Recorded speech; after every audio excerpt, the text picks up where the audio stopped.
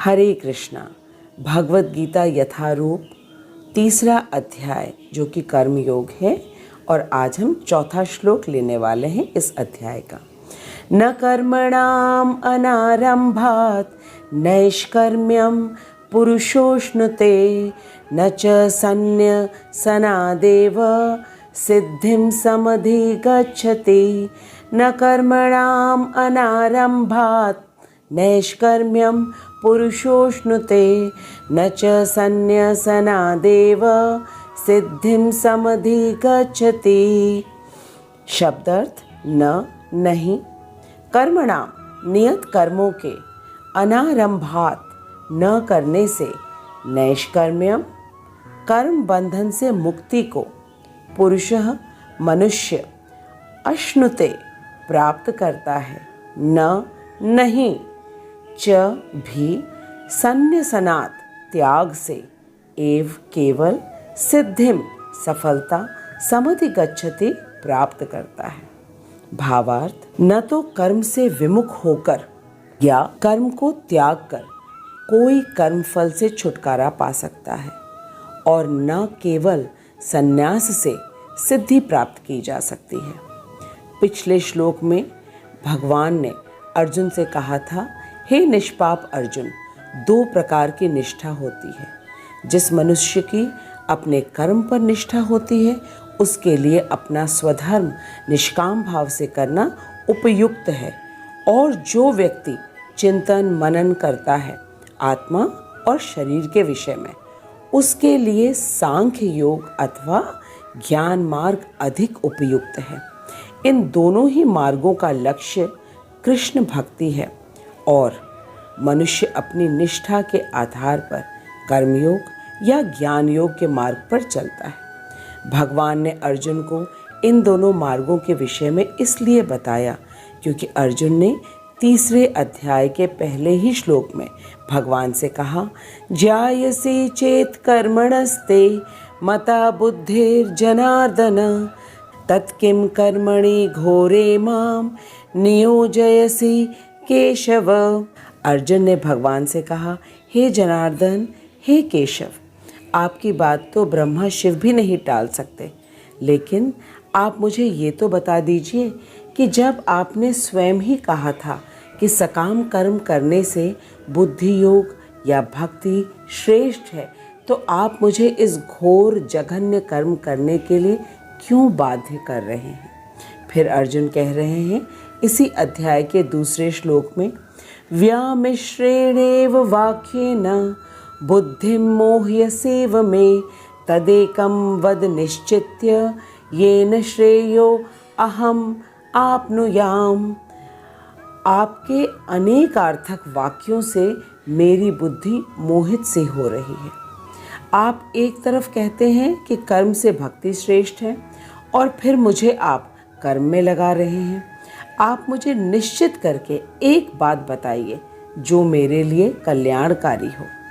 तो भगवान ने कहा कि अर्जुन, तुम अभी भक्ति के योग्य नहीं हो, क्योंकि तुम्हारा चित्त अभी शुद्ध नहीं है। तुम अभी भोग भोगने में लगे हुए हो, इसलिए तुम पहले निष्काम कर्म करके अपने हृदय को शुद्ध करो। तो अर्जुन सख्य भाव में कहता है कि आप मुझे कह रहे हैं कि अभी मैं भक्ति के योग्य नहीं हूँ, तो आप मुझे सतोगुणी ज्ञान में ही लगा दीजिए। कम से कम मैं ज्ञान के द्वारा इस दुखमय संसार से मुक्त हो जाऊंगा। ज्ञान के द्वारा मोक्ष तो मिल ही सकता है। लेकिन भगवान ने अर्जुन को ज्ञान इसलिए नहीं दिया क्योंकि जब तक उसका हृदय भोगों के प्रति आसक्त है, तब तक वह शुद्ध ज्ञान को प्राप्त नहीं कर सकेगा। जब तक व्यक्ति अपनी इंद्रियों की तृप्ति में लगा रहता है, तब तक वह ज्ञान नहीं प्राप्त कर सकता, और अगर कर भी लिया तो ज़्यादा समय तक उसके पास वह ज्ञान टिकेगा नहीं, क्योंकि उसने अशुद्ध हृदय से ज्ञान को ग्रहण किया है। जैसे कि यदि कोई विद्यार्थी टीवी देखते देखते अपनी पढ़ाई करता है, तो पढ़ी हुई चीज़ों को वो अच्छी तरह बहुत देर तक याद नहीं रख पाएगा, क्योंकि उसकी इंद्रियां तो टीवी में प्रदर्शित कार्यक्रमों का आनंद लेने में लगी हुई थी। बिल्कुल उसी तरह जब तक कोई व्यक्ति पूर्ण रूप से अपनी इंद्रियों को निग्रह अथवा नियंत्रण नहीं कर लेता, उसके लिए सांख्य मार्ग का ज्ञान उपयुक्त नहीं है। क्योंकि अर्जुन की पूर्ण आसक्ति अपने परिवार एवं अपने सुख में थी, इसलिए कृष्ण ने अर्जुन को निष्काम कर्म करने के लिए कहा, ताकि उसका हृदय शुद्ध हो सके ज्ञान को धारण करने के लिए।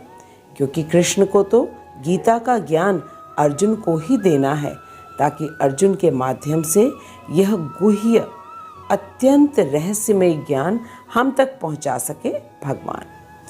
अब हम देखते हैं कि कृष्ण तीसरे अध्याय के चौथे श्लोक में अर्जुन से क्या कह रहे हैं। भगवान कह रहे हैं, न कर्मणाम अनारंभात नैष्कर्म्यम पुरुषोष्णुते न च सन्न्य सनादेव सिद्धिम समधिगच्छति। कृष्ण अर्जुन से स्पष्ट रूप से कह रहे हैं कि कोई व्यक्ति अपने कर्मों का त्याग करके अपने कर्म फल से बिल्कुल भी छुटकारा नहीं पा सकता, और न ही केवल संसार से कोई सिद्धि प्राप्त कर सकता है, संन्यास से कोई सिद्धि प्राप्त कर सकता है। भगवान अर्जुन से कह रहे हैं कि इस भ्रम में मत रहना कि कर्म छोड़ देने से कर्म फल से छुटकारा पा सकते हो, और इस भ्रम में भी नहीं रहना कि संन्यास ले लेने से या केवल गेरुआ कपड़ा पहन लेने से संन्यास की सिद्धि मिल जाएगी। ये दोनों ही भ्रम भगवान यहाँ दूर कर रहे हैं, न लगाकर। न कर्मणाम अनारंभात नैष्कर्म्यम पुरुषोष्णुते न च सन्न्य सनादेव सिद्धिम समधि गच्छति। केवल कर्म छोड़ने से कर्मफल से छुटकारा नहीं पाओगे, और केवल संन्यास से ज्ञान के बिना सिद्धि नहीं प्राप्त करोगे। लेकिन यदि कोई अपने स्वधर्म को छोड़कर कृष्ण भक्ति में लग जाता है, और यदि उसकी भक्ति अपरिपक्व अवस्था में भी क्यों न हो, फिर भी भगवान उसे सउल्लास स्वीकार कर लेते हैं। लेकिन यदि कोई व्यक्ति अपना स्वधर्म करने के लिए भगवत भक्ति छोड़ देता है, तो उसे कभी लाभ नहीं होता। इस श्लोक में हमें 3 बहुत ही महत्वपूर्ण प्रश्नों के उत्तर मिलेंगे। पहला प्रश्न, वर्णाश्रम धर्म का पालन हमें कब तक करना चाहिए? दूसरा प्रश्न, ज्ञानोत्पत्ति कब तक नहीं होगी? और तीसरा प्रश्न, संन्यास के असफल होने के कारण क्या है? जगत गुरु श्रील प्रभुपाद की जय। Here in this shlok, Krishna explains to Arjuna that merely by not doing your prescribed duties according to the scriptures, you can never be freed from the reactions of your past karmas. Arjun was much worried about going to hell for killing his own people. So he thought that if he abruptly leaves his work, that is, fighting with his own people, then he might be saved from all the sinful reactions. Krishna cleared all the doubts of Arjun by saying, one can never escape from the sinful reactions of the karma by not doing the prescribed duties. And Krishna further says that by merely wearing the saffron clothes like a sannyasi, one can never get liberated from this endless cycle of birth and death, which means that such a person who only wears saffron clothes but doesn't do Krishna bhakti will never attain moksha or liberation. Now let's understand from Srila Prabhupada's purport what this shlok is actually teaching us. We all know that Arjun was never interested in fighting with his own people. So, very humbly, in a friendly manner, he told Krishna that why are you engaging me in a ghastly fight when you yourself have said that Bhakti Yoga is far better than Karma Yoga. In answer to this, Krishna said that Arjun, right now you are not eligible for Bhakti Yoga. Then Arjun said, if I am not worthy for Bhakti Yoga, then please give me Gyan Yoga, which is at least in the mode of goodness. And by gaining knowledge, I can get liberation from this world which is so full of sadness and sorrow. Anyhow, Arjun wanted to leave his Swadharma. Krishna says, no person can gain knowledge until his heart is purified by doing his own Swadharma, as per the guidance of the scriptures. And without the purification of heart, gaining knowledge is of no value, because it will not elevate the person to the level of a sannyasi.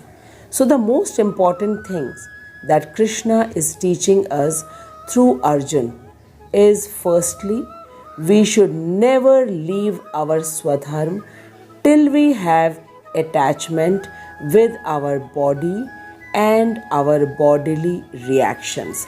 And this is the answer for the first question which we had put up in the beginning of the video, that till when we have to continue our Swadharma which is prescribed in Varna Ashram. Then second is, till the time our heart is devoid of all kinds of attachments, we can never gain the real knowledge. And the real knowledge is that Krishna is the Supreme Personality of Godhead and we are His eternal servants. This is the answer of the second question, that when we will actually get the real knowledge. And the third question was that what are the reasons for the failure of sannyas? So the answer to this is that till when the purification of the heart is not done, and without purification, no success can be gained by abruptly adopting the fourth order of life, that is sannyas. But according to some philosophers, simply by adopting sannyas or by retiring from the fructive activities, which means working for sense gratification, one at once becomes as good as Narayan.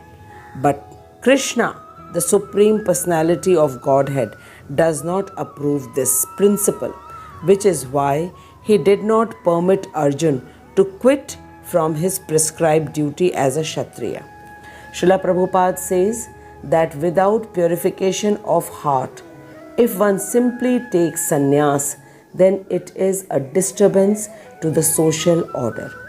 The Varnashram prescribed in our scriptures is for the gradual spiritual progress of everyone.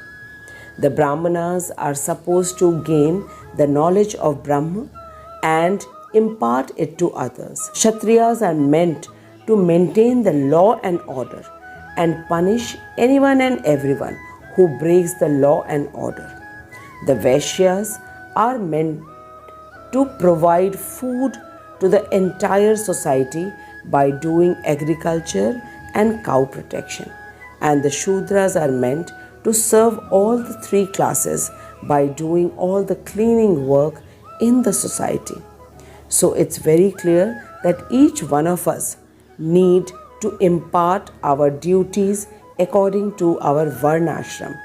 And this is why Arjun was asked by Krishna to fight, as it was his Kshatriya Dharma, to fight with the unrighteous people and give a good king to the people of his kingdom.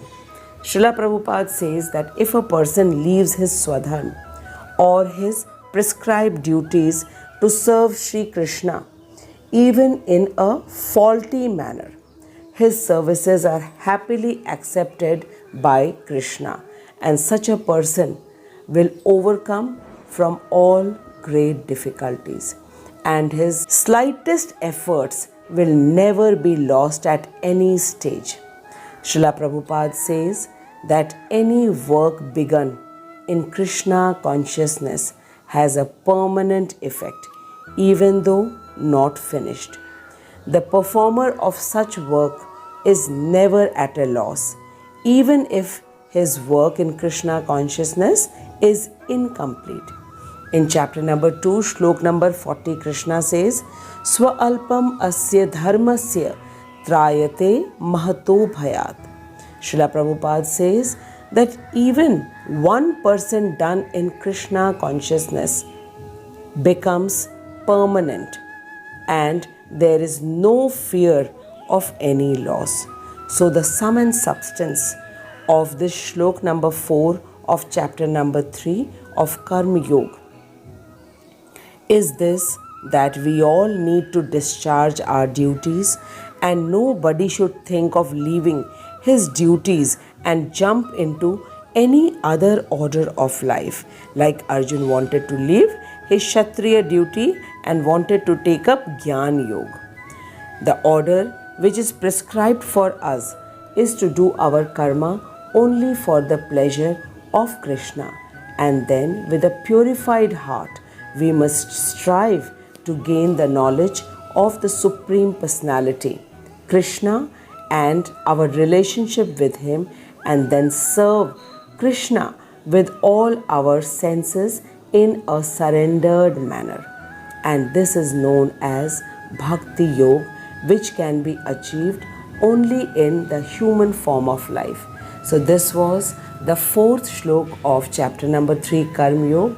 And now in the next shlok, we will see what Krishna has to explain more to Arjun, so that Arjun gets a proper understanding of Karma Yoga.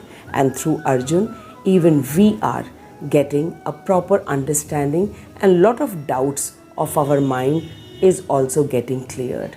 And all this is because of only the mercy of Srila Prabhupada. Jagat Guru Srila Prabhupada ki jai, Anant Koti Vaishnavon ki jai. Hari Bol, Hare Krishna. Jaya Prabhupada, Jaya Prabhupada, Prabhupada, Jaya Prabhupada, Jaya Srila Prabhupada, Jaya Prabhupada, Jaya Prabhupada, Prabhupada, Jaya Prabhupada, Jaya Srila Prabhupada.